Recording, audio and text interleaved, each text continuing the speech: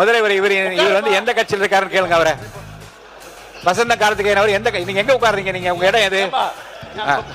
உட்கார சொல்லுங்க. நடவடிக்கை எடுப்பேன். உங்க இடத்துல போய் உட்காருங்க.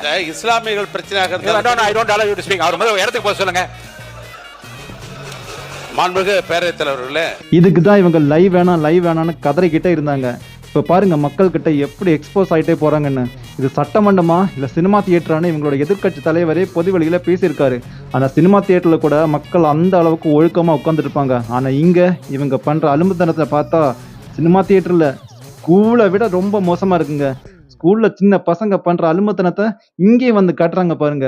மக்கள் இதெல்லாம் லைவ்ல பார்த்துட்டு இருக்காங்கன்னு எந்த நினைப்புமே கவலையும் அவங்களுக்கு இல்லப்பா. அப்புறம் பொதுவெளியில வந்துகிட்டு சட்டமன்றமா சினிமா தியேட்டரா இல்ல சூப்பர் சிங்கர் நிகழ்ச்சின்னு வந்து கம்ப்ளைண்ட் சொல்றது. பாவை என்ற சபாநாயகர் ஸ்கூல்ல ஒரு ஹெட் மாஸ்டர் எப்படி பசங்களை ஒரு இடத்துல சொல்லி உட்கார வைப்பாங்களோ அந்த மாதிரி சின்ன பசங்களா மாதிரி இந்த சபாநாயகர் இவங்கள சொல்லி உட்கார வைக்கிறாங்களா பாருங்க. இப்ப நீங்க சொல்லுங்க, இது சட்டமன்றமா இல்ல பள்ளிக்கூடமானு?